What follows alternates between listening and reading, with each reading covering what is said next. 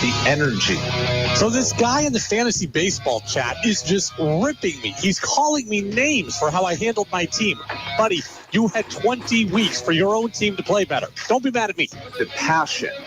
Mac Jones is fighting not just for his Patriots job, but he very well may be fighting for his NFL future. The opinions on all your favorite teams. For the Red Sox, it can't always be about next year. It can't always be about down the road. Where's the team that battles for now? This is the Brady Farkas Show on WDEV AM, FM, and WDEVradio.com. What's up, everybody? Happy Patriots win Monday. Here on WDEV AM and FM, WDEVradio.com. Who would have thunk it? Patriots can go and get shellacked 34-0 by the Saints. They can get shellacked 38-whatever by the Dallas Cowboys, 38-3, I think. They can, and then they can come out and beat a team with real Super Bowl aspirations, a team with an all-pro quarterback in Josh Allen. They say the NFL is a week-to-week league, my friends, and it certainly was yesterday. Patriots with a victory, 29-25. Over the Buffalo Bills. We'll talk about it pretty much exclusively for the next 90 minutes. You can get in on the text line 802-585-3026. That's 802-585-3026. Patriots are now 2-5. I'm here. You're here. Danny's here. Let go. 5, 4, 3, 2, 1.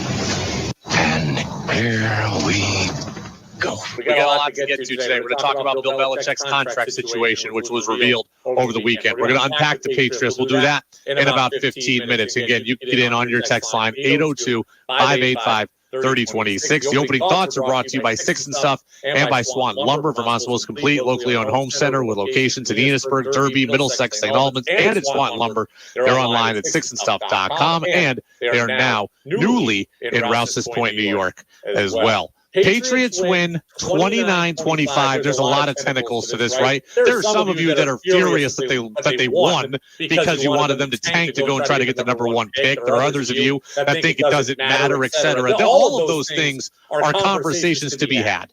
But before we have any of them, I just want to put this out there at the top of the show.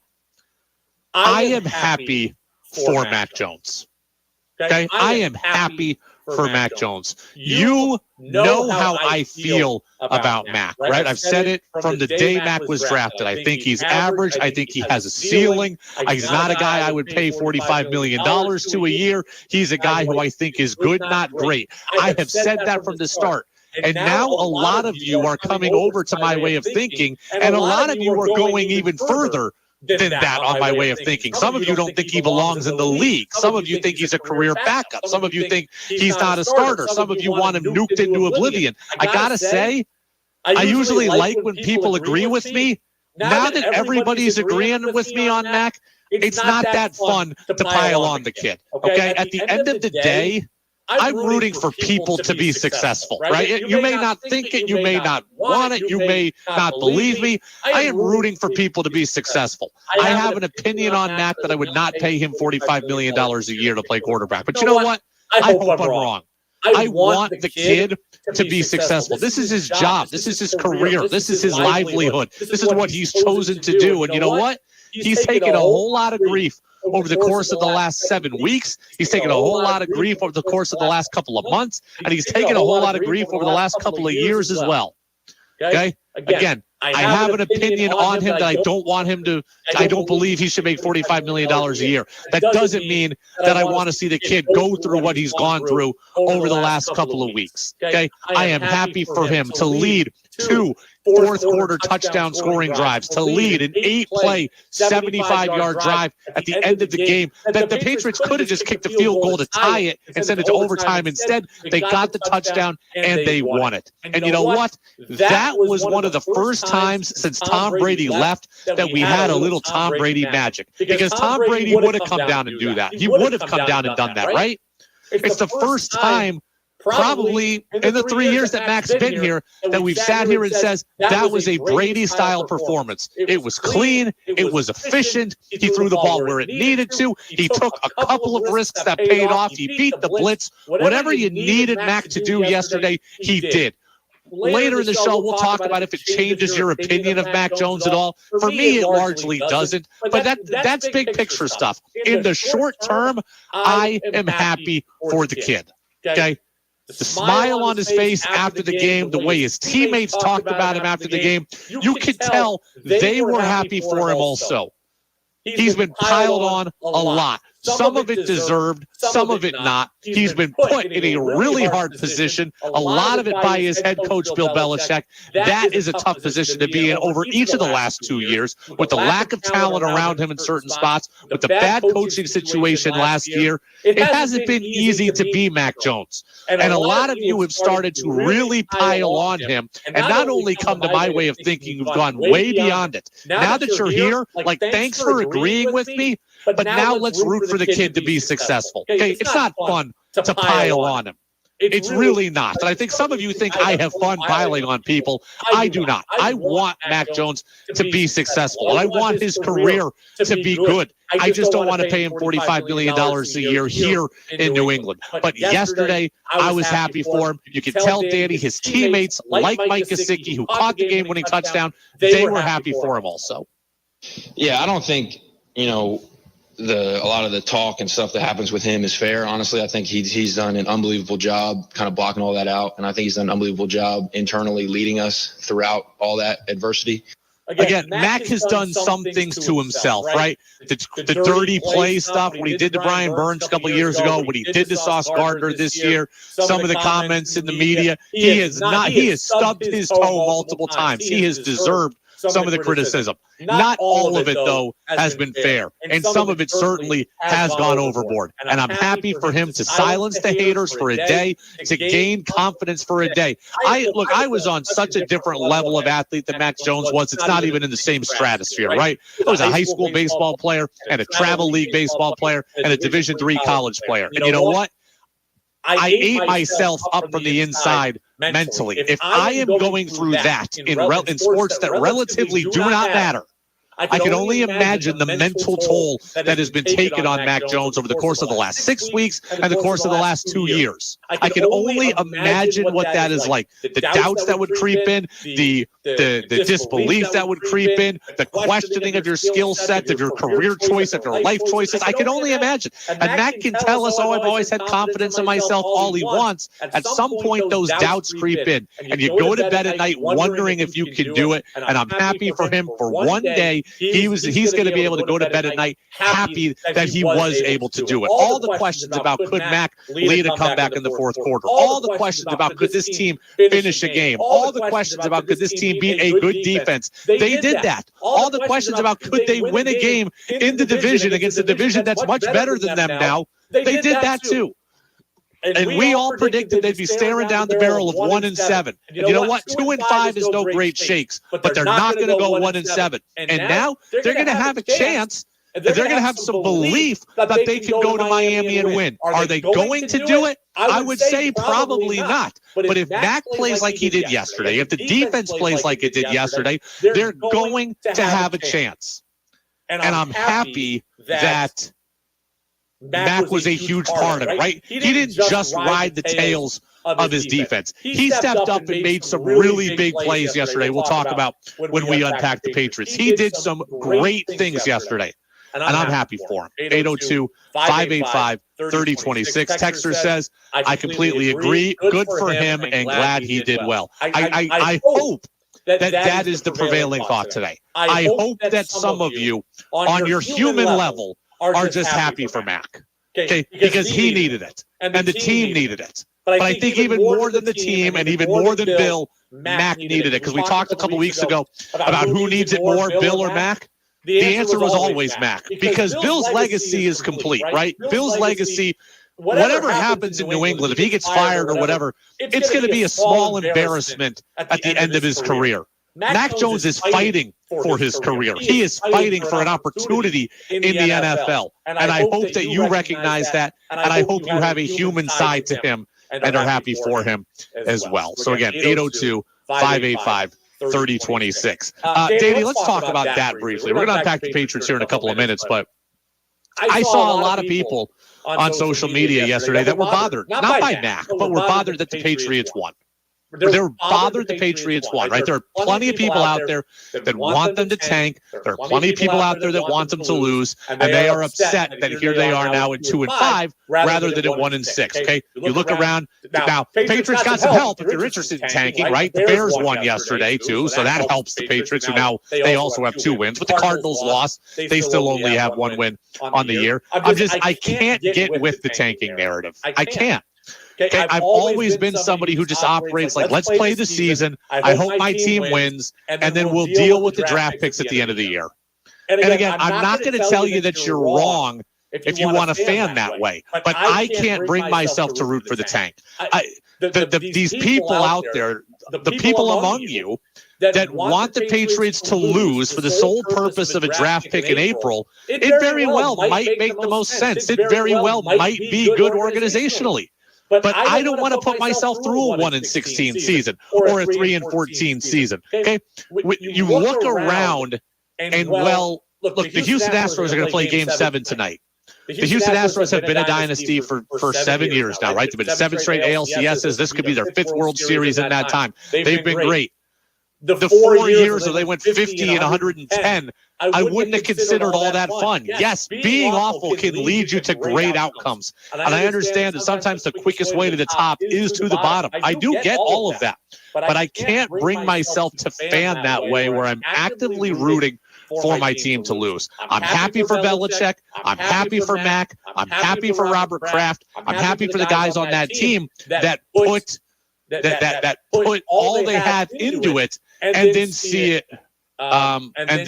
it rewarded. 802-585-3026. Texter says Facebook live feed has an echo. That's my bad. We just got rid of that. So thanks very much, Ross, for letting us know. Again, 802-585-3026. Travis says the same thing. We do have that fixed now. So that was my bad. I always take the echo off, and I'm the one who screwed it up. Text says, somebody's getting in on me on my grammar there. So, okay, well, thank you very much. If that's what helps you sleep at night to correct my grammar, you're allowed. Joe says, I'm still in shock 24 hours later. The Pats won. I take back everything I said about Mac for at least one game. Joe actually brings up a good point, something we're going to talk about later. I'm not going to spoil that. Will in Plattsburgh says, nice to see Mac have a good game. Good for him. I completely agree. I'm glad the team won. I'm glad Mac played well. And I'm glad that Mac had a huge hand in it, right? The defense helped. Guys helped. But Mac stepped up. The last drive was excellent. And kudos to the Pats for going for the win rather than just going for the tie, because I have no idea what would have happened in overtime. The Bills are a better team than the Patriots overall. The longer that game went on, it probably favored the Bills. But it didn't go on longer because the Patriots and Mac were able to step up. 802-585-3026. We'll unpack the Patriots from every angle. 29-25 winners over the Buffalo Bills. What went right? There were some things that went wrong, too. Talk about all of it next on DEV. Vassen, Giacomo, DeTora, and McQuestion, a proud supporter of Wheels for Warmth, October 26th through 28th in Barrie. VDM Law has been providing valuable legal counsel to Vermonters for over 43 years. When you need a lawyer you can rely on, the experienced attorneys at VDM Law. From personal injury to real estate, environmental law to criminal defense, corporate law to estate planning, the attorneys at VDM Law can advise you. Visit VDMlaw.com for more information. Experience matters. Lots of new things going on at Johnson Woolen Mills in Johnson. Gene Richards and his family have purchased it in January and have been updating, renovating, creating new products and spaces. The big picture, to continue making long-lasting Johnson Woolen Mills products right here in Johnson. USA-made products that'll stand the test of time. Men's, women's, children's, pet, household, and even golf. Stop in and see the changes, meet the Richards family, and take a tour. Johnson Woolen Mills, wear it for a lifetime. JohnsonWoolenMills.com, open 7 days a week. The WDEV studio is sponsored by Sticks and Stuff and Swanton Lumber, Vermont's largest independent home center, powered by Marvin Doors and Windows. Go to sticksandstuff.com for store locations and hours. Hi, folks. Steve Cormier, General Manager of the Radio Vermont Group. I'm sure by now you heard us talk about our exclusive Radio Vermont trip to Antarctica with meteorologist Roger Hill. Well, I got big news for you. We just secured more cabins at a better price. New Radio Vermont pricing starts at under $9,000 per person, double occupancy, and $11,000 per person for a single cabin. That's a nice price drop. And don't worry, if you're already booked, we're passing on the new discounted prices to you. And if you've collected air miles, you can use those to get a better deal. You fly into and out of Burlington, which is another plus. This fabulous trip starts on January 25th when you fly to Buenos Aires and back to Buenos Aires after a splendid once-in-a-lifetime 9-day cruise through some of the most spectacular scenery on Earth. Details at WDEVradio.com. We've made our trip to Antarctica more affordable, so now you can go. For more details and information, or to book your space, call Milne Travel at 800-78-MILNE. Just because you're away from your radio or out of our broadcast range doesn't mean you have to miss out. Listen live on the WDEV stream, brought to you by AARP Vermont. WDEV's morning, midday, and afternoon news services, Vermont Viewpoint, and the Brady Farkas Show can all be found on the WDEV stream at WDEVradio.com. Brought to you by AARP Vermont, helping Vermonters protect themselves from identity theft and fraud. More information at aarp.org/fraudwatch network. Think you know sports better than Brady does? Text in with your thoughts at 802-585-3026.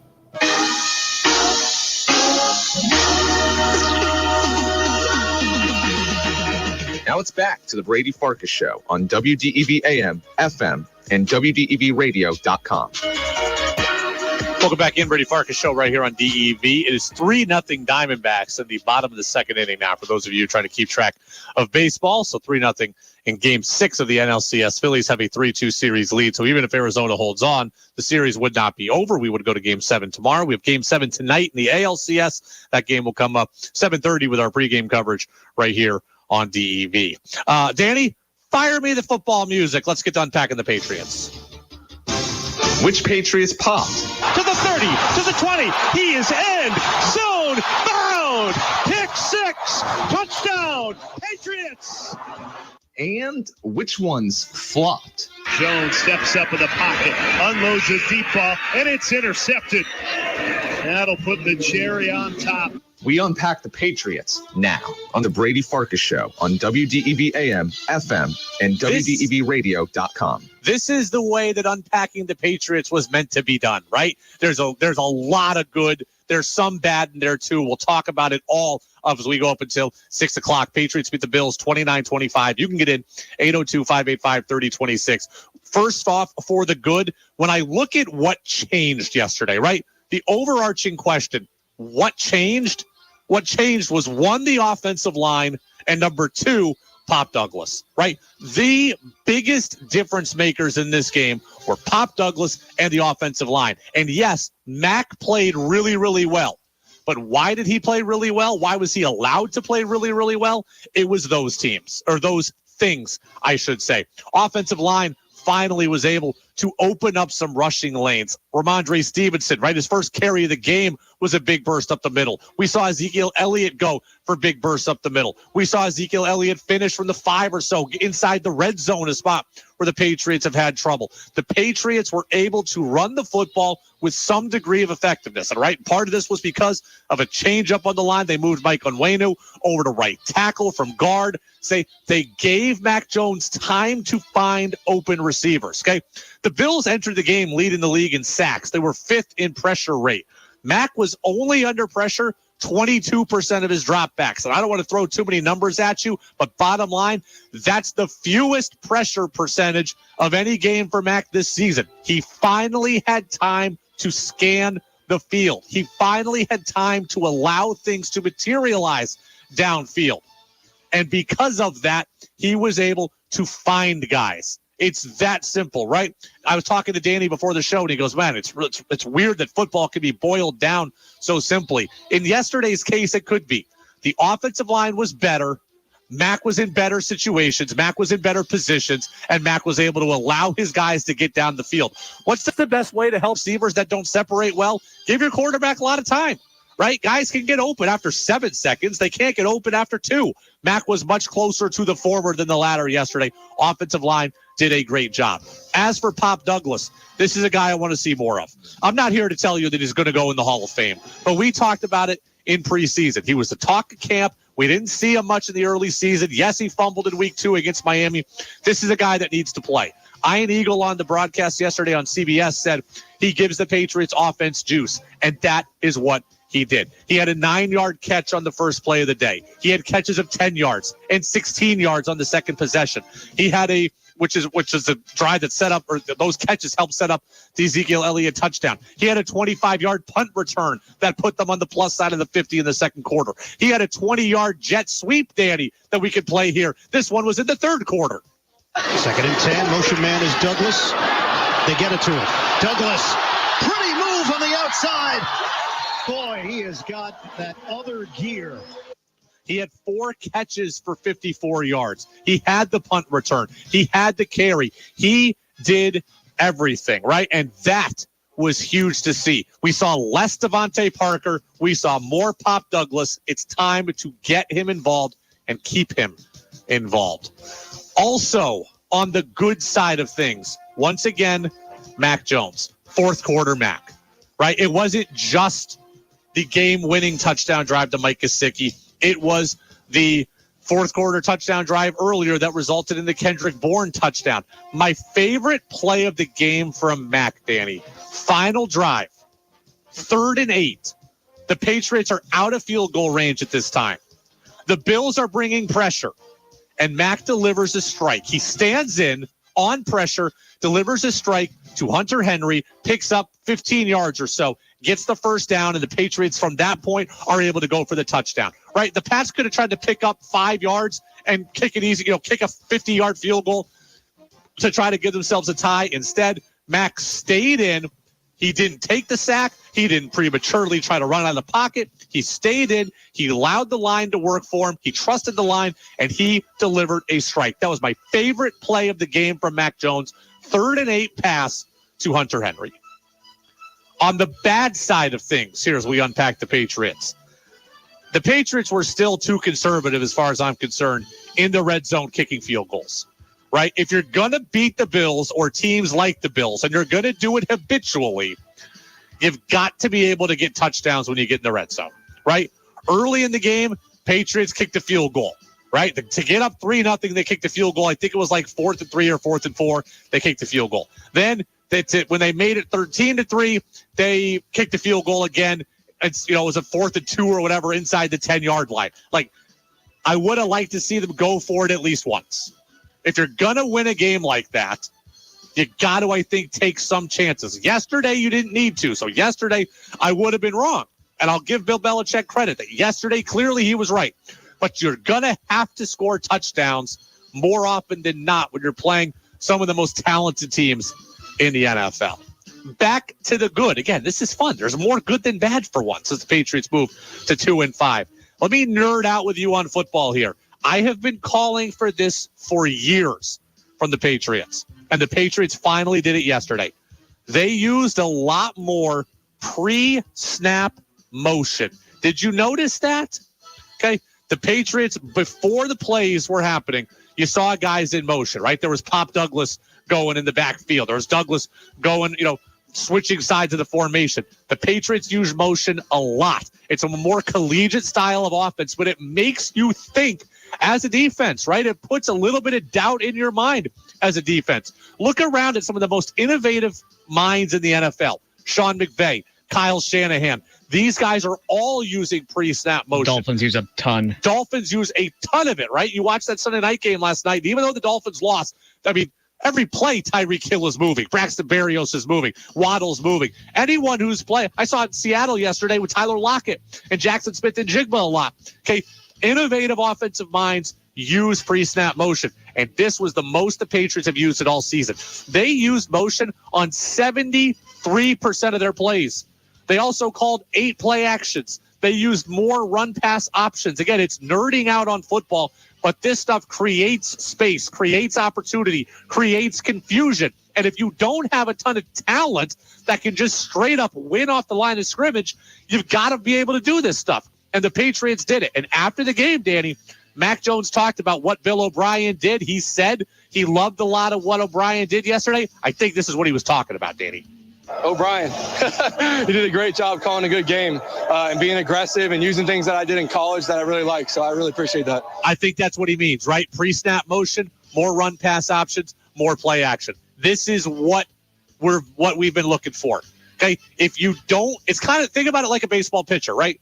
If you don't have 100 and you have 88 in your arsenal, you better be able to move 88 in and out, up and down. And oh, by the way, you better have a changeup that plays off of it. That could be 74. And you better have a curveball. And you better have a slider. And you better have the ability to get ahead in the count. And you better have the ability to throw a cutter. Things like that. Front door, back door.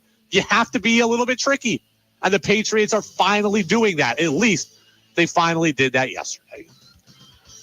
On the bad side of things, it wasn't perfect, right?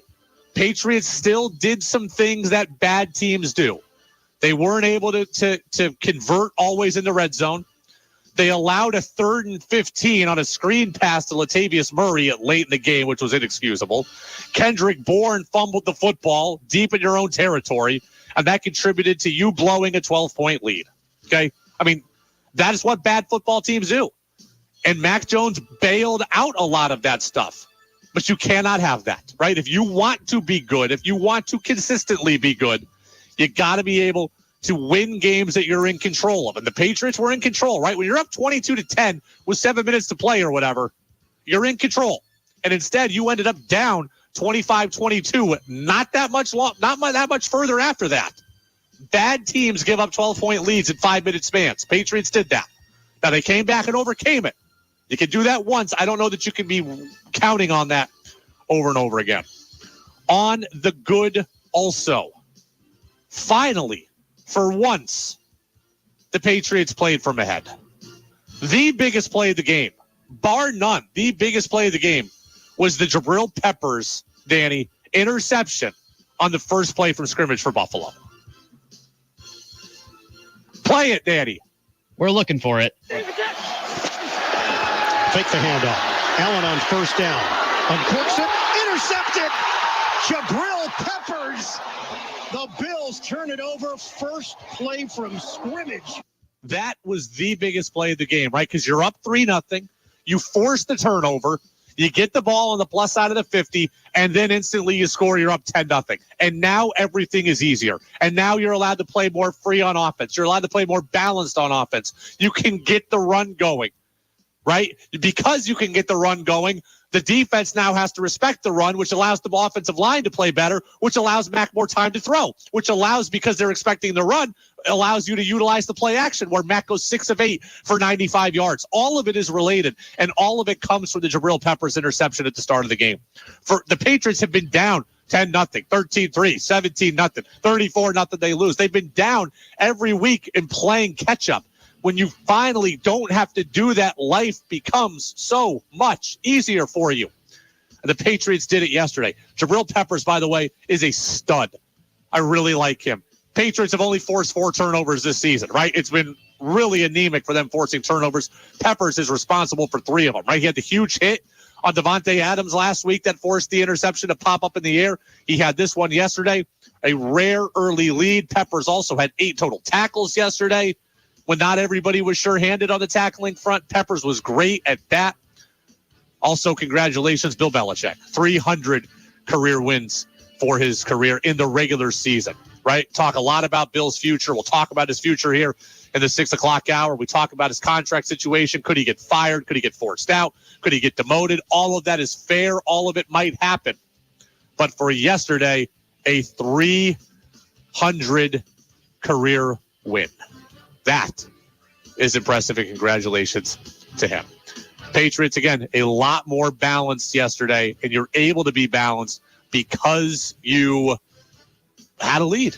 Because you had a lead for once. I want to pull up the exact numbers here quickly, Danny, before we go to break on this. I look at the Patriots. Mac threw it 30 times. The Patriots ran it 24. Okay, it's not perfect balance. You'd love it to be 30-30, but it's a lot closer than where they've been, right? Where all they've been able to do is throw because they're trying to chase 17 points. Didn't happen yesterday.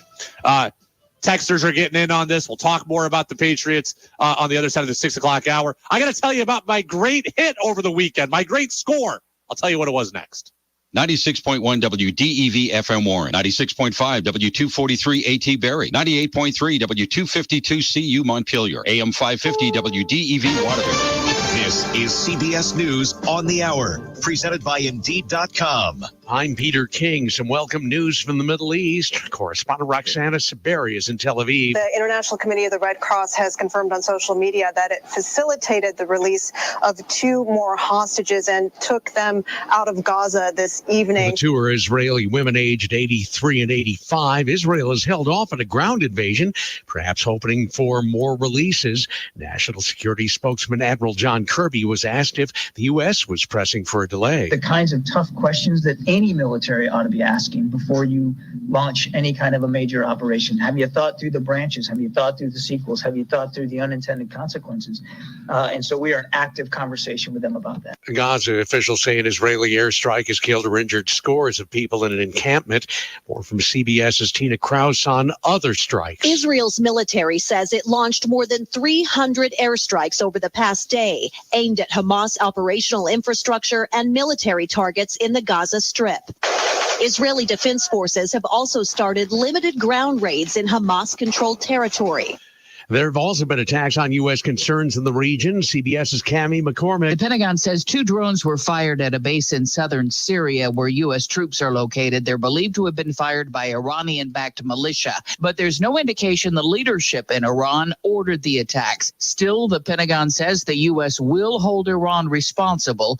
No American personnel were injured. Detroit police say the killer of a synagogue president did not target her because she was Jewish. Chief James White. We believe that this incident was not motivated by anti-Semitism and that this suspect acted alone. The police are questioning several people. An Alaska Airlines pilot is charged with attempted murder and reckless endangerment. He was riding in the cockpit jump seat last night when crew members say he tried to shut off the engines during a Horizon Air flight from Everett, Washington to San Francisco. This audio courtesy of ATC.net. Okay, I'll just give you a heads up. We've got the guy that tried to shut the engines down out of the cockpit, and he doesn't sound like he's causing any issue in the back right now. I think he's the dude. And nobody was hurt. An Olympic hero is closer to getting off the sick list. Mary Lou Retton spent nearly 2 weeks in intensive care, unable to breathe on her own. The gymnast was nicknamed America's Sweetheart after her performance in the 1984 Olympic Games. One of her daughters posted on social media, "We still have a long road of recovery ahead of us, but baby steps." Linda Kenyon, CBS News. On Wall Street, the Dow lost 191 points. This is CBS News. You need to hire? Indeed is with you every step of the way, helping you attract, interview, and hire candidates all from one place. Visit Indeed.com/credit. Waterbury invites you to think local, buy local, and be local by experiencing our many craft beer and food options. Whether you're anticipating that first delicious cold draft at a local brewery or picking up a variety pack at the store, the countless beers brewed in Waterbury and around the area are easy to access. Available on tap and in stores, we've truly earned the nickname Waterbury. We also have many restaurant options to please all palates.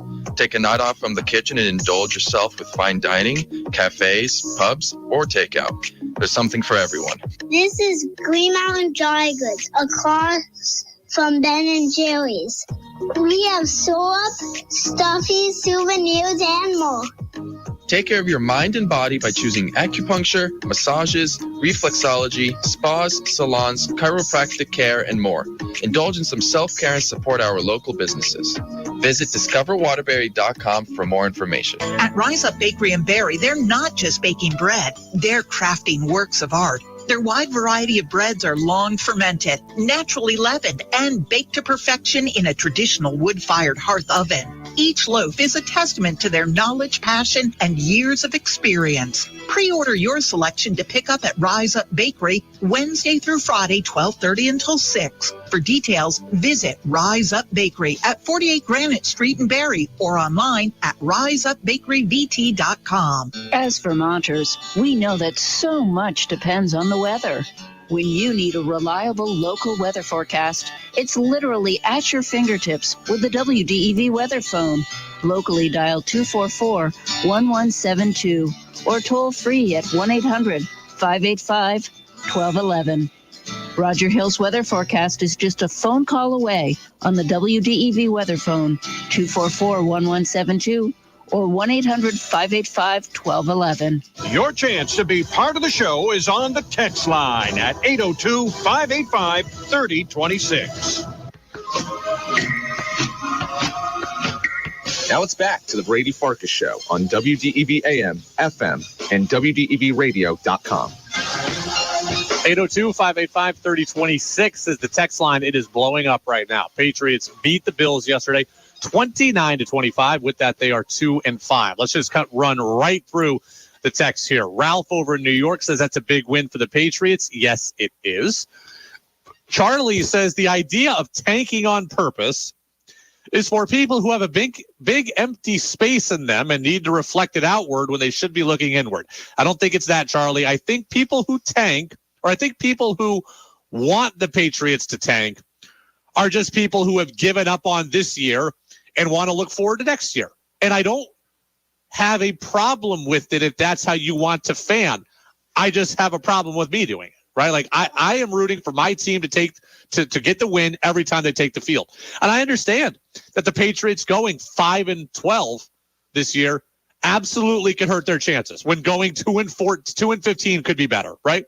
If you went 2-15 this year, the Patriots will end up in a better spot than if they went 5-12, right? Some people look at it like, well, if you're not going to make the playoffs, just be awful so you can help us for the future. I can understand that way of thinking. I just don't like it because I want to see yesterday. You know how many things I didn't do yesterday because I sat in my chair and watched the Patriots for 3 hours. I want that to be justified. I want that to be rewarded. And I see them winning as a means to doing that. Again, it may not be the best thing for them long term to have won that game, but I wanted them to win it, and I'm glad they did. Tex says, not sure this was so much about the Patriots doing well as it was the inconsistent Bills bombing. Josh Allen is so up and down. The Bills do appear to be more flawed this year than in the past, but you got to give the Patriots credit. You do. Right now, the Bills, look, they didn't play very well against the Giants on Sunday Night Football last week. They barely won that game. So I get it. They're in a week one. Huh? The Jets week one. Yes, they lost to the Jets with Zach Wilson in week one. So the Bills are going through a bit of a crisis right now. I saw The Athletic write a story about the Bills being fully in crisis mode. And so I get the Bills are not perfect. They're not as good as they were last year. They're still light years ahead of the Patriots when it comes to talent. Right? When it comes to talent, the Bills are much better than the Patriots. So, and as far as Josh Allen, I said on Friday, I thought maybe the Patriots could bait him into one big mistake. And could they capitalize on that? And yesterday they did it. They baited him into one mistake, the Jabril Peppers interception at the beginning of the game, and they were able to capitalize and turn it into 7 points. I think Allen, again, has been inconsistent this year, but he's played well against the Patriots for the last 2 or 3 years. And he played largely well yesterday, with the exception of that pass and that decision. Texter says it's an easy game when you make few mistakes and execute. Patriots did that. Got to give them a lot of credit, right? Now, Kendrick Bourne fumbled. They did blow the 12-point lead in the fourth quarter. No one is excusing that. But Mac didn't have any turnovers. Mac didn't do anything to... Again, I'm not in favor of Mac being babied every single day. But yesterday, what he did not make mistakes. And that's what we saw from Tom Brady forever. They didn't commit a ton of penalties. Still some, but they didn't commit a ton. They weren't constantly in 1st and 20 or 1st and 15 or 2nd and 12. They didn't allow a bunch of sacks. They played well yesterday. And you should give the Patriots, I think, more credit than ripping the Bills. Will says, hats off to the Patriots defense. And One texter says they love me, but I'm very, very redundant. And, you know, they texted that in, said I'm redundant, and I repeat myself a lot, and then said that they love me. So I appreciate that. We're all good here. But I gotta answer the claim of being redundant first. Okay, we're all good. Me and the texter are good. They said they love me, so my ego feels good about that. But Danny, would you say that I'm guilty of being redundant? So is Colin Cowherd. I think that you have to be redundant in this business, and here's the reason why. Like, one, I don't know that I could, and you can get in on that. I'm having some fun with this. So 802-585-3026. If you think I'm redundant, let me know. Now this texter says you repeat yourself a lot. Yeah, well, here's why. One, it's called emphasis, right? So if I'm going to tell you the Patriots are bad, I'm going to have to tell you over and over again that the Patriots are bad. I can't say it once and expect that you heard it. And secondly, do you know how, this is a serious question for the text line. How many of you are listening to this show and doing nothing but listening to this show? Like, how many people are staring at their radio and I am the only thing they're focused on? I bet you the answer to that is maybe one of you. You're in your car and you're driving. You've got your kids in the back seat. You're thinking about work. You're thinking about you're thinking about your boss and what they said to you. You're thinking about what you got to do later, what you're going to make for dinner, what you're going to have for dinner, where you're going to go for dinner. You're working actively and you've got it on in the background. Not everybody is going to pick up everything I say the first time. I'm going to have to hammer the point home a few times to you, but so I know that you got it, because you're not all paying attention at a perfect clip. You know how many times I will be watching something and I'm like kind of in and out. I'll have to go back and rewind it to hear what they heard. You can't go back and rewind the show. So I'm just going to tell you that if I told you at 6:05 the Patriots were awful, and then I tell you at 6:20 the Patriots are awful, well, that's the breaks, because I don't know if you heard it at 6:05 because you might have been doing something else. So there's the reason. Danny, can I deviate for the Patriots for a second to tell you about my big weekend in Saratoga? I believe you're allowed. So I don't want to be redundant. I just want to tell you about my big weekend.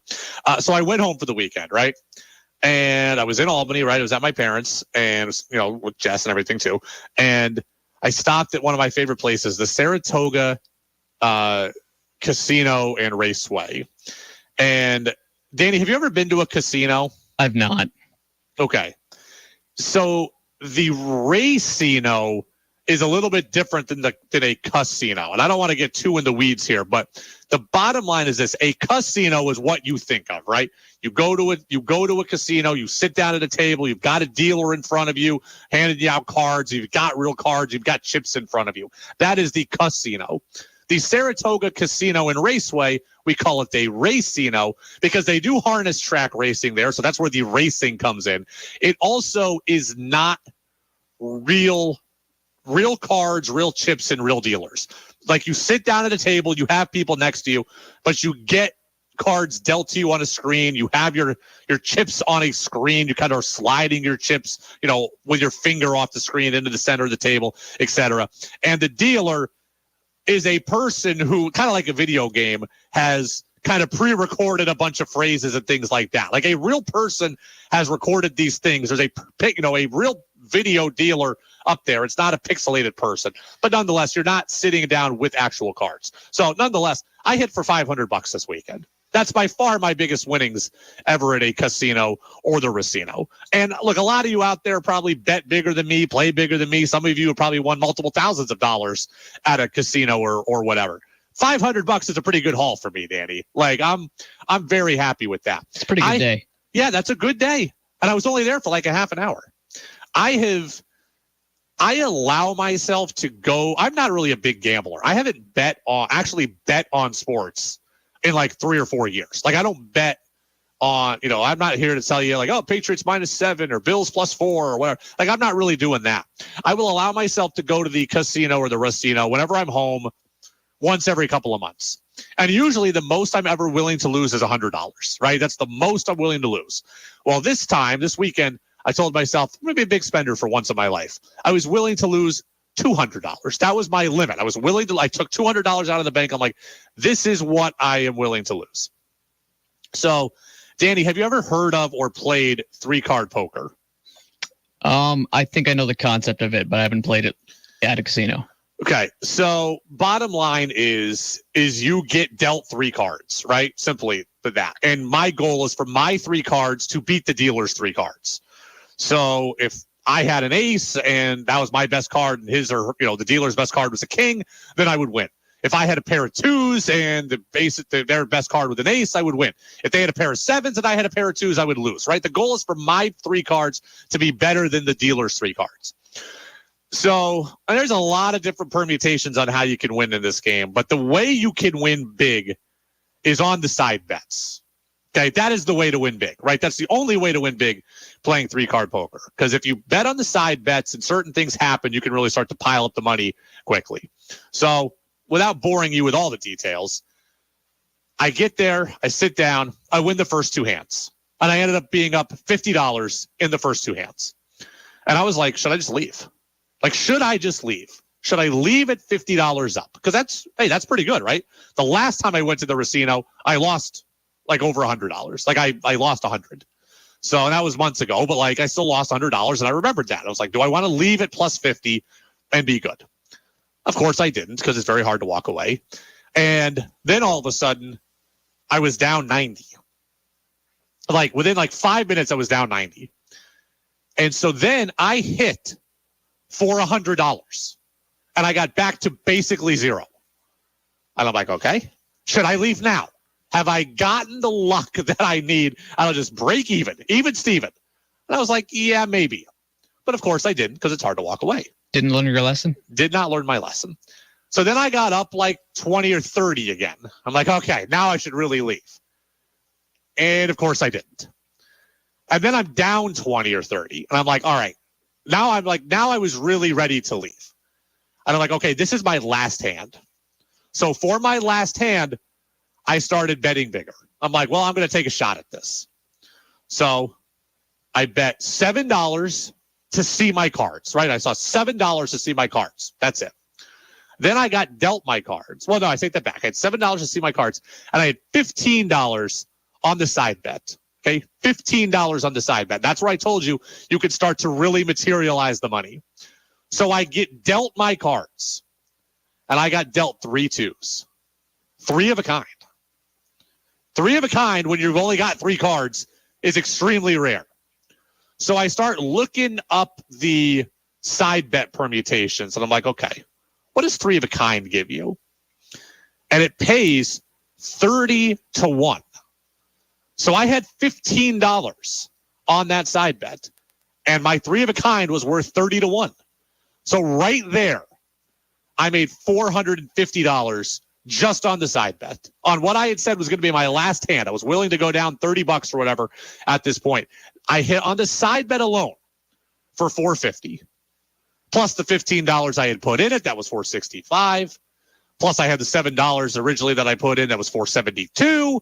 Plus I won another $7 or whatever for winning the hand. So I won some weird things just to win the hand. So I made like $500 on the last hand of the day. So I went in willing to lose $200. I walked out with $700.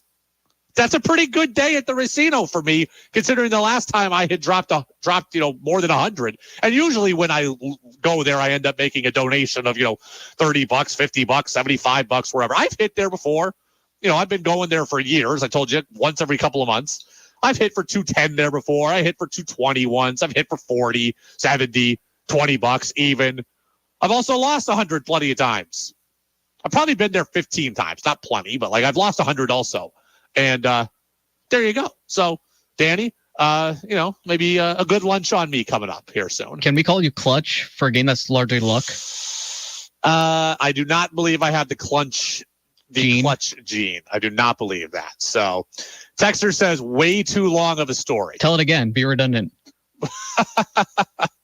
This Texter is say I do repeat myself a lot, and it's way too long of a story. Would you like me to hear it? Would you like to hear it again?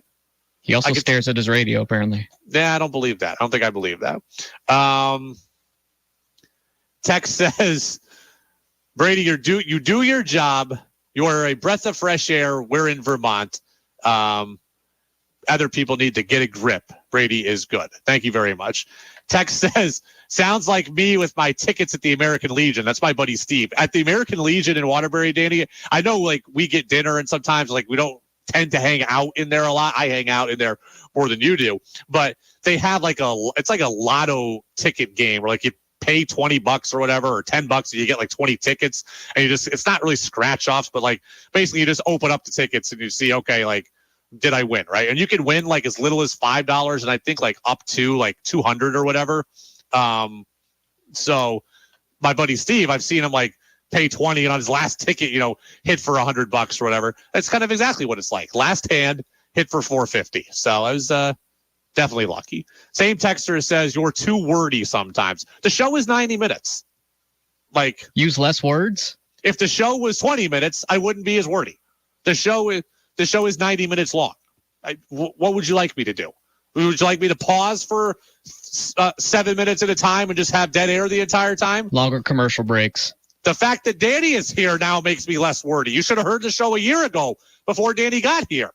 So, Danny being here, Danny, you've taken words off my plate here. So the Brady Talks Too Much crew should be happy that you're around. The total word count is down. The total word count is down, and it's solely because you are here. And you know what? If this texter wants to be mean to me, so what? I'm $500 richer after the day. Okay, I'm $500 richer after the weekend. John and Barry says just use half of each word. That's a great idea. That would be thank you for the half a word crew. What? Ni? Com?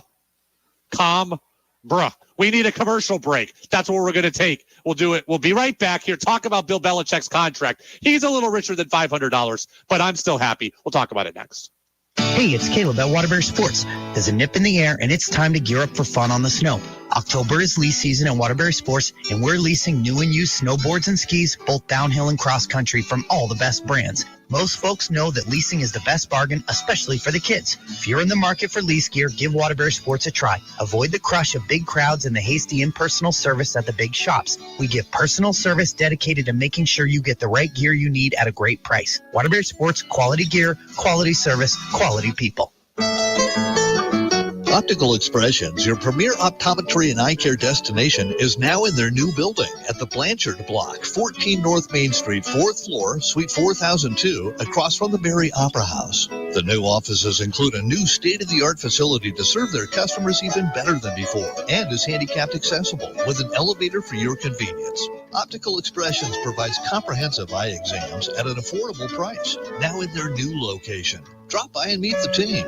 Optical Expressions for friendly, efficient eye care at the Blanchard Block, 14 North Main Street, 4th floor, Suite 4002 in Barry. Open Monday through Friday, 8 a.m. to 6 p.m. They can't wait to show you their new state-of-the-art showroom. Optical Expressions, oeberlin.com, 802-223-2090.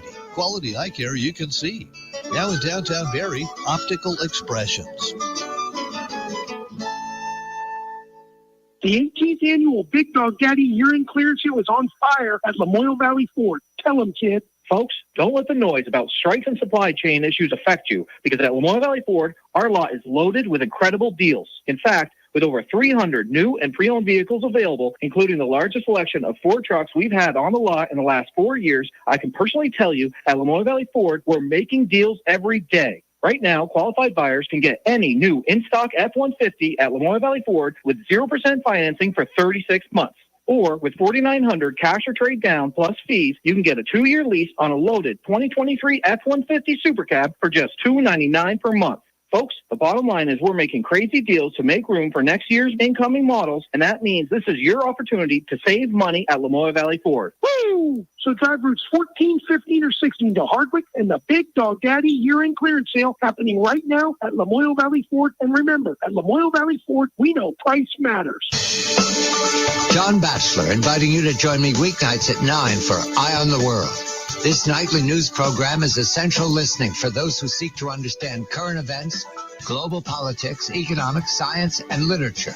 I'll speak with experts to offer context and insight. Eye on the World, weeknights at 9 on Vermont's news station, WDEV AM and FM, and streaming at WDEVradio.com. Make your opinion heard by texting onto the Brady Farkas Show at 802-585-3026.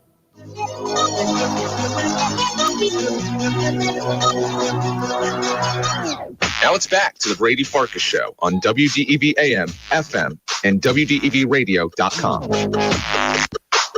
Welcome back in, Brady Farkas Show, right here on WDEV, AM and FM, WDEVradio.com. We are going to get to Bill Belichick here in a minute. I have a couple other things to handle with the texters, though. Texter says, I'm laughing out loud alone in my truck right now. That's good. Thank you. We aim to please here, right? We're out to make you smarter or make you laugh, and we're doing that for at least one of you out there. Another texter says, in an effort, Brady, for you to talk less, I would like to hear Danny's take on Game 7 Astros-Rangers and get his prediction. So, Danny, do you have any baseball analysis for us today? No major takes. I'll take Rangers in 7. Because the road team has won every game of this series. That's right. Road team has won every game. You know what the best part of yesterday's game was? The Astros social media account, their Twitter account, absolute losers. Okay, whoever runs it, absolute loser. And I hate them because of what after the Astros swept the Mariners last year in the ALDS, they really made fun of the Mariners on social media. I'm like, easy, buddy. You didn't play. You didn't throw any pitches or hit any home runs in this series, but you're some internet tough guy talking smack, behind your Astros logo account. So when Adolis Garcia came up yesterday, right after what happened in Game 5 with the benches clearing, Garcia struck out each of his first 4 at-bats yesterday. And the Astros Twitter account put up the highlight every time of Garcia striking out to troll him. And then he had a back-breaking grand slam. That's what I call irony, buddy. The game is played on the field, not behind your keyboard or your Twitter account. So, on you. I still think the Astros are going to win tonight, though. That's what I'll say. I think too bad. That wasn't Danny's analysis, but I think the Astros are going to win. Danny, I need some advice from the texters before I get to Belichick. And since they're active today, another texter says, Brady, you can't be repetitive. Research proves radio audiences change every 15 minutes. That's spoken like a guy who knows what he's talking about right there, because that's true. That's another reason why I'm repetitive. Not all of you listen every minute of every show. Some of you do, so you might hear the same thing 3 times, but somebody only heard it once. So you're very right about that. The texters, I need some advice on. This is kind of a life advice thing here. And I have to admit. It's a Rosillo segment. Yeah, it's kind of, it is a little life advice, and I need it badly here. So I have to cop to something. 802-585-3026. My best friend had his first child in August. Okay, had his first child in August, about 2 months ago. Now, he's my best friend. He's been my best friend for 25 years at this point, almost. Yeah, 25 years. And it was his first child, and I'm friends with his wife, and I was the best man at his wedding. So, like, we're tight. I did not send a gift to him upon birth of his child, right? And it's, I live far away. I didn't go to a shower, right? Like Jess and I just didn't go to a shower or whatever. So that's usually the gift giving occasion, right? Like when you go to the shower, but we live too far away to have gone to the shower. So because I wasn't going to the shower, it kind of was out of sight, out of mind. Now, I've certainly talked to him. I've asked how the baby is. They've sent me pictures. I've talked to him about how he's doing. Like, I'm involved, but I did not send the gift. And here we are 2 months later, and I kind of realized, okay, I should have sent a gift, right? And usually I either need to send a gift or I need to send money, right? Like that. Those are the 2 things to do. Send a gift or send money so they can go get their own thing. Danny, here's my question. This is my question for the people. Do I need to send a formal card with a check and make it look nice, even though I'm lame and I'm 2 months late?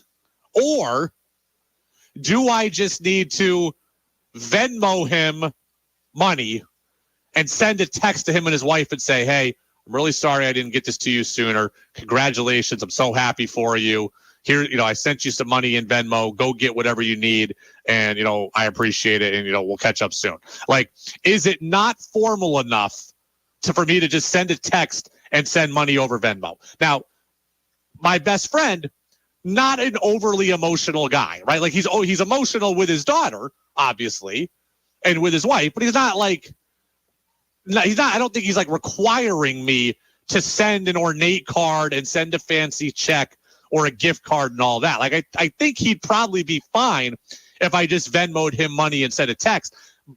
But I'm concerned that's not formal enough. I already look bad that whatever I'm going to give is 2 months late. Am I compounding looking bad by just sending money in Venmo? Because in my thought, I'm like, well, it'll get there quicker if I just send a text and send Venmo. You can have a gift tonight. Whereas if I have to go out and buy a card and then find a check, write the check, address the check, get your exact address, and then it's like, what are you asking me for my exact address for? Now it's going to feel a little awkward. Danny, your thoughts? There's a lot of textures in on this. We need to get to them first. Okay. 802-585-3026. All right. Oh, wow. Yeah. John and Barry says his wife probably cares. He doesn't. Okay, so I got to think about her. Yes. Send a thoughtful gift, no money, and do it now. Okay. Mary says baby gift or money should be at the top of your to-do list. Card also. Okay. Glenn says a savings bond in the child's name. That sounds. Steve said that as well. That sounds far ahead of my pay grade there. That sounds far ahead of my pay grade. Text says you got to send a formal card. You were selected via Trust Factor to be best man. He's your best friend. Best friends are worth it. Venmo is fine, but you'll feel better by sending an actual card. Text says you are fine. You will need to pay for the child's college. Yeah, that's not going to happen. Julia from Bethel says definitely the card and gift. Put yourself out there a bit. I want to make this point clear. I'm not trying to skimp out on something here, right? Like if I sent $100, let's just say this, like if I sent $100 in cash, I would also send $100 gift. Like, so it's not like I'm trying to say like, oh, I'll send money just so I can get out of spending an expensive gift. That's not really what this is about. It's more about timeliness. If I send money today, then I realize, okay, you're going to have a gift today. If I send something in the mail tomorrow or have to go out and buy a gift over the weekend or whatever, now you're not going to have it for another week or two, and I'm going to look a week or two later. That's my concern here at this point. In an effort to get something done quickly, I'm wondering if I'll look bad, whereas would it be better for me to be a little later at this point, but have it be done nicer? This is the one that makes me feel better. Text says it's like a wedding, you have a year. That one makes me feel good. I don't know if this is true. Danny, you're too young probably to have the life experience on this. You got a brother. Does he have kids? No kids yet. Okay. So I don't know. He's an uncle, though. I don't know. He's an uncle. He's an uncle. On the wife's side. Yes. I was going to say, you don't have any kids that I don't know about, right? Nope. All right, good. Well, not good. I don't care if you have kids. I just wanted to make sure I did not know about it. I don't know that you have a year. Do you have a year? Can we look that up, Danny? Do you have a year to send a baby gift? What, you want me to go to like Yahoo Answers or something? Where I want you to Google how long do you have to send a gift when someone has a baby? I'm on it. That's what I want to know. How long do you have? Now, if it's true that we have a year, I would say I have less because he's my best friend. I would say 6 months. So then if I get it done by month 3, I'm still looking good. Right? Like I'm still looking good. Again, I didn't blow, like if I had gone to the shower, there would have been a gift at the shower and I would have been covered. But because we live too far away, he lives in New York, not in Albany. Like he lives even further out west, like near Buffalo. So like he's, we're talking about 7 hours or so. So it's not like easy for me to go to the shower. So I couldn't go to that. Then the gift just kind of slipped my mind. But again, I've been present. Okay. I've been present. I've asked about the baby. We talked a lot, etc. Text says, make the extra effort and do it done nicer. It's fine for a gift to come in the first year of a kid's life. That's good. Text says, don't keep track of the timing. Just do the right thing. All right. That you people are making me feel better. That's good. Text says, send them a meal. That's even better. Ooh. What if I send them some Omaha steaks or something, Danny? Those are always getting delivered through the mail. Yeah, baby would love that. Am I getting a gift for the baby or for the parents? Probably more right? the parents. Like, how many diaper genies do they need at this point? Diapers? Several. Yes. But how many diaper genies do they need? Mariner's onesie? Mariners, Dave, you want to hear a great story? Yes. This is a great story. So, like I said, this is my buddy's first kid, right? And he's a Bills fan. He told you he lives out near Buffalo. And he saw a Josh Allen really tiny onesie, right? Or a really tiny Bills onesie. He sent it to his wife. And he was like, I want to get this for our kid. And she said, you clearly didn't read this right. This is for a small dog. One of those things where, you're in, I don't know, Walmart, wherever, and you just walk by and they've got little pet costumes or pet outfits. Well, this ended up being a pet, like a dog shirt. But if it fits, it's kind of hard to get on. Getting something on a baby is different than getting something on a human is different than getting something on a dog. Right, 4 legs versus it's not gonna work. That'd be more like a Snuggie for the baby at that point. Texter says if you have to Google this, you're lame. Yeah, I do have to Google it. Danny, do we have any answers yet? No, I was just floating through Reddit and no good answers there. No good answers there. Ever.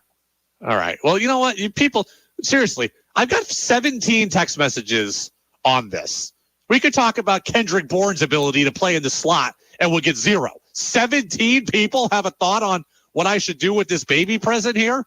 17? This is 5 more, 10 more than we got on my $500 Racino money. I thought that was going to be the biggest story of the day. It was me and my $500. So it's okay. I will do a nice card. I will send a thoughtful gift. Maybe I'll split it up, right? Like money wise, maybe I'll do like Omaha Steaks for the fam and $50 gift card for something for the baby. I don't know, right? Like go get $50 to Amazon or whatever you want for the child. I don't know how much Omaha Steaks cost. I have actually got Omaha Steaks delivered to me once, but I've never actually bought it for someone else. Let's take a look here, Danny. Omaha Steaks. That sounds like it might be, semi-annual sale, $50 off site-wide right now. Okay, I mean, I could send, an Omaha steak here. This would be like I could send $129 right now for some. This is a pretty good package, $129. It's not bad. See what we got in the other departments here. There are only 2 people, so I don't know that they need a zillion steaks, but $83 for the butcher's cut filet mignon, 4 6-ounce steaks. That's not bad. All right, we're gonna. I'm interested now in the Omaha Steaks angle. So there you go. 802-585-3026. All right. We have to get to Bill Belichick. Who leaked the contract info and why? Colonel Mustard in the repository. What's that word from Clue? It was a great joke that just went sideways on me. Colonel Mustard in the laboratory with the lead pipe. Who leaked it and why? We'll get to the bottom of it next. Have you ever considered going solar? I'm Paul, president of Green Mountain Solar. Many solar companies will offer you quick quotes and pressure you to sign. These are red flags. At Green Mountain Solar, we believe solar is a home improvement project worth investing in, and that means taking the time to evaluate your home and energy needs so you get the best possible solar solution for you. Please visit us at greenmtnsolar.com to book a free in-person site visit and see if solar is right for you. New England Municipal Resource Center, NEMRIC, a company that recognizes the value of Vermont and all things local, municipalities, businesses, and WDEV. Find a rewarding career at the Gary Residence, a new state-of-the-art residential care home purposefully designed for the nurture and care of those living with memory loss. It's a really great environment to work in, and it doesn't matter what position you have here. We're all one big happy family. I'm really fortunate to work here and have all of these people in my life. The Gary Residence is currently looking for experienced LPNs, med techs, and resident service assistants to join the memory care team. Learn more and apply at thegaryresidence.com. In October's Vermont Biz, we profile Green Mountain Power's president and CEO, Mary McClure, who is positioning the company to stand on the revolutionary edge of our energy future. Under McClure's leadership, GMP is transitioning from a traditional utility into a technology company. Vermont Biz focuses on travel and tourism with a look at vacationing in Vermont. The industry weathered this year's storms and looks forward to a brighter future, starting with fall foliage. Read to find out why many are bullish on this season's prospects. Our economic report on Bennington County shows all indications are optimistic. Despite shortages in housing and childcare and flooding over the summer, this community's spirit is undampened. We also introduce you to the friends who started a business as they searched for a way to connect with their loved ones diagnosed with dementia. Their solution? It's all in the cards. All this and more is in the October issue of Vermont Biz. Serious business, serious news. For a subscription, call 802-863-8038 or go to vermontbiz.com. Just because you're away from your radio or out of our broadcast range doesn't mean you have to miss out. Listen live on the WDEV stream, brought to you by AARP Vermont. WDEV's morning, midday, and afternoon news services, Vermont Viewpoint, and the Brady Farkas Show can all be found on the WDEV stream at WDEVradio.com. Brought to you by AARP Vermont, helping Vermonters protect themselves from identity theft and fraud. More information at aarp.org/fraudwatch network. Want Brady to hear your opinion on the sports stories of the day? Text in at 802-585-3026. Now it's back to the Brady Farkas Show on WDEV AM, FM, and WDEVradio.com. 802-585-3026. Texter says you can send them steaks, but send them something they don't have to cook. I mean, put it on the grill. I mean, it's still effort. Like, I get it, but, I don't know that I want to send them a freezer meal. I mean, there you go. So I appreciate all the help. This is very good. Thank you very much. 802-585-3026. Danny, we got to talk about the Bill Belichick story because it's weird, right? So yesterday, right around 11 a.m. or so, we get the report from Ian Rappaport of the NFL Network, and he says that Bill Belichick has agreed or did agree this past offseason before any of this happened. And that's important to know. This past offseason, Bill Belichick agreed to a lucrative multi-year extension. A lucrative multi-year contract extension. I don't care about the money, right? I don't care about the money. That means nothing to me, right? It means something to Robert Kraft. It means something to Bill Belichick. It means nothing to me. I don't care if Bill Belichick makes $5 million a year or $15 million a year, somewhere in between. That means zero. But lucrative multi-year extension. What does multi-year mean? Well, in theory, it means 2 years at least. So does Bill Belichick have a multi-year extension that extends him through 2024? So he gets 2023 and 2024 and that's it? Or does Bill Belichick have an extension that takes him through 2027? Because those two things would be very, very different. If Bill Belichick is under contract only for this year and next, he's much easier to get rid of. If Bill Belichick is under contract for 4 more years, he's a lot harder to get rid of. So I still have a question about that, right? I don't doubt Rappaport's report that Bill Belichick has a contract extension and that it's for multi-years. I just don't know how long multi-years is. So that's my first question. My second question is, who leaked this out and why? Okay. Phil Perry of NBC Sports Boston, Phil's our guy, have him on every Friday. He said, and I think he's right on this, only 3 people in the world know about Bill Belichick's contract. One is Bill Belichick, one is Robert Kraft, and one is Jonathan Kraft. Bill Belichick doesn't even have an agent anymore, Phil said. Like, Bill does his own deals at this point. So only 3 people know. Phil didn't know, Albert Breer didn't know, Tom Curran didn't know. The only 3 people that know are Jonathan Kraft, Robert Kraft, and Bill Belichick. Who wanted this out there and why? And to be honest with you, I don't have a great handle on this one. I'm going to kind of talk my way into it, I think, but I don't have a definitive answer on this. There are benefits and drawbacks to each side leaking this. Somebody leaked it. Somebody wants us to know that Belichick has a new, lucrative, long-term contract. But who? My gut tells me that it's Bill Belichick. I don't know that I'm right. I'm doing a little detective work here.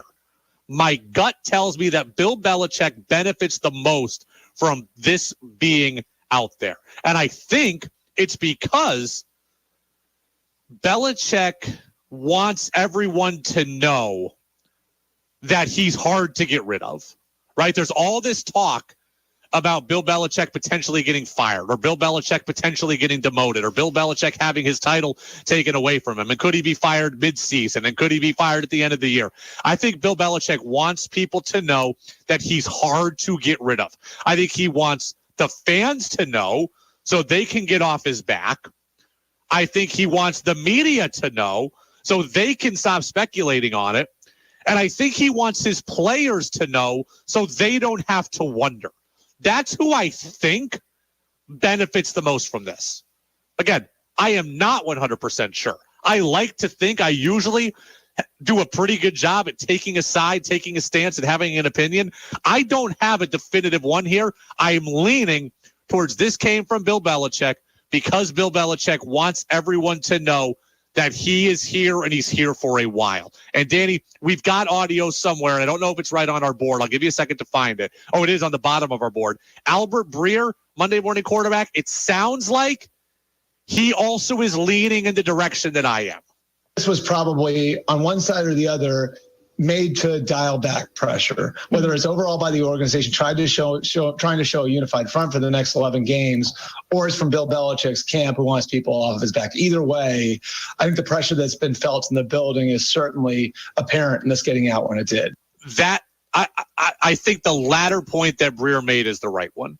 I think Belichick benefits from this because he wants people to know that he's here. His players, the media, the fans, he wants everybody off his back. That's my gut. Now, the Krafts, it could have been them. The Krafts benefit also, right? People don't want Robert Kraft necessarily to fire the most successful coach in NFL history. People don't want Robert Kraft to appear ungrateful for 6 Super Bowl championships. If Robert Kraft could say, look, we believed. We gave him a multi-year contract. We showed that we had our trust in him. And you know what? It just didn't work. But we're still going to pay him, right? We're still going to do right by him. We're still going to pay him. We want everybody to know that. That's how they would benefit. That they don't look callous for potentially firing Belichick. They say, hey, man, we gave it a shot. We gave you carte blanche again. Just didn't work for us. That they do benefit. I think Bill benefits more. Danny, have you given thought to this? Seems calculated, right? It's calculated by somebody. Trust me, it's calculated by somebody. Everybody in the NFL leaks somewhere, right? And this one, Schefter didn't have it. Tom Curran didn't have it. The local guys didn't have it. The national guy, Ian Rappaport's the only guy that had this. Somebody went directly to Rappaport and said, I want you to have this. I want you to know. Again, it feels like it benefits Belichick most. And because it didn't go to somebody else, that's why it leads me to believe that it's Bill. I believe, this is just my opinion. I am not in the know on this. But I believe that there is somebody in the Patriots organization who leaks things out to the media. I believe the Patriots have somebody who feeds the media information. There's a reason why Field Yates, Adam Schefter, and Ian Rappaport all get everything at the same time. I believe one person is sending it out to everybody. Do you think that's his job title, the leaker? I do not think that. I think it's someone very high up who sends it to... Field Yates used to work for the Patriots. He's at ESPN. Schefter is Schefter, and Rappaport is Rappaport. I think there is somebody in the organization who sends things to all three of those guys. And he sends it to them at the exact same time, and they all go with it at the same time. But in this case, it only went to one person. It only went to Rappaport. So if it only went to Rappaport, I got to think it's somebody different than the guy I usually think it is. And that somebody different, I think, would be Bill. Not positive. Pretty sure, though. Pretty sure. 802-585-3026. That is the text line number. You can get on in. Text says, I think Belichick should, or let's see, maybe the leaker designate is Steve Belichick. I agree with your suspicion that Belichick leaked the info. I wouldn't think it's Steve Belichick. I wouldn't think that. That's not a bad idea, right? We're all talking in conspiracies here. I don't believe that that's the case, though. I don't think that Bill wants his kid involved in that stuff. I think that Belichick basically just said, look, I'm under pressure here. I want everyone to know that I'm secure. And I want everyone to know that I'm going to be here for a while. That's my first thought. But somebody definitely leaked it. This didn't get out by accident. This got out. If we didn't know, if this happened in the offseason and no one knew about it, the reason it happened now is interesting. And here's the other thing, Danny. Tom Curran wrote this on Twitter. Only twice ever have we gotten Bill Belichick contract information. Once was during Spygate in 2007, and once is now. You know what the parallel is there? That Belichick was under a microscope. So when Belichick is under a microscope, his contract situation gets out there. Why is that? Changing the narrative. Change the narrative, a little damage control, get people talking about something else. That feels right to me. That feels right to me. There's more. I'm sure there's going to be more to get to on this over the course of the next couple of days, right? We're going to talk with Freddie Coleman of ESPN Radio. We'll do that on Wednesday. You'll hear from TC. You'll hear from Freddie. We got an exciting announcement to make at the end of the week about something we're going to be doing here on the show this year, which I'm very, very excited about. That's going to come again later this week. Let me ask you this, though. I want to end the show. Do we have a leaker for that information? Considering I don't even know that you know it, the only person who can leak it is me, and I'm not ready to do that yet. So there you go. Let me end the show this way with a little poll. Danny, you're a big Levitard show guy. All they do is polls on that show. Put it on the poll. So I'm not going to sponsor. That's why. There you go. We're not putting this on a poll, but I'm taking the text line question on this. The Patriots have 2 wins. The Chargers have 2 wins. I ask you, which situation is more frustrating? You're the Patriots, and you're really devoid of talent, and you have a quarterback that is somewhere between below average and slightly above, right? You don't have a lot of hope right now if you're the Patriots. But the Chargers have the quarterback situation. They've got the guy. And here they are also with only 2 wins. I ask you, which situation is more frustrating? The team with not a lot of hope or the team that seemingly has the answers and still can't figure it out? Danny, I'll ask you first. It's got to be the Chargers, right? All that talent and no production. Got to be the Chargers. I don't even think that this is – Joe and Richmond said earlier in the show the Chargers are the most frustrating team in football. They're certainly the most frustrating 2-win team in football. Like, the Patriots are devoid of hope in a lot of ways. The Chargers have the answer to the test, and they still can't figure this out. Like, that to me would be much more frustrating. You are a complete letdown when you are the Chargers. I look at that team, and I think they got Keenan Allen, and they got Austin Eckler, and they got Khalil Mack, and they got Asante Samuel Jr., and they got Derwin James. Who? Mike Williams. Yeah, and they got and they got Herbert. Like, they have the answer to the test. The thing that everyone in the NFL wants, they have, and they are wasting it. And Brandon Staley, their head coach, I think is a huge part of it. Injuries are probably part of it. The division is part of it, but they cannot get out of their own way. That is a team that has far too much talent to go 2-4. And to blow a 27-0 lead last year in the playoffs to Jacksonville, of all teams. I mean, this is embarrassing if you're the Chargers. The Patriots, at least, I have some hope about the draft that, like, hey, they could turn it around. But, like, everybody wants what the Chargers have, and the Chargers can't do anything with it. There's nothing more frustrating in life than wasted opportunity and waste of talent. And that's what the Chargers are doing right now. They wasted Phillip Rivers. They're wasting Justin Herbert. Yeah, Texter says Mike Williams is out for the season. Yes, he got injured in week 2 or 3 or so. Well, I knew it, but it doesn't change your narrative, Danny. Williams was there in the past, and he was there in the very early part of this year, and they're still losing games. And Eckler's been hurt this year too, but still. Tex says Chargers had much higher expectations. I'd say their situation is much more frustrating. Yes, I agree. Absolutely agree. Much more frustrating. Brandon Staley's going to get fired. I don't like calling for anybody's job. I'm not calling for Brandon Staley's job because I'm not a Chargers fan. I really could care less whether he's there for 10 years or for 10 minutes. But he's going to be the first coach that gets fired. I mean, just the disappointment constantly and the way the Chargers handle end of game stuff, fourth down, can't beat Mahomes, all of it is just appalling. Tex says they also wasted LaDainian Tomlinson and Dan Fouts. Yeah, they did. Phillip Rivers. Yeah, said that. I mean, Chargers have never won a Super Bowl, to my knowledge. They got there in '94, lost to the Niners. So it's just been a floundering organization in a lot of ways. So 802-585-3026. Couple other things here. I mean, we only have 90 seconds left. I don't know what exactly I want to get out to.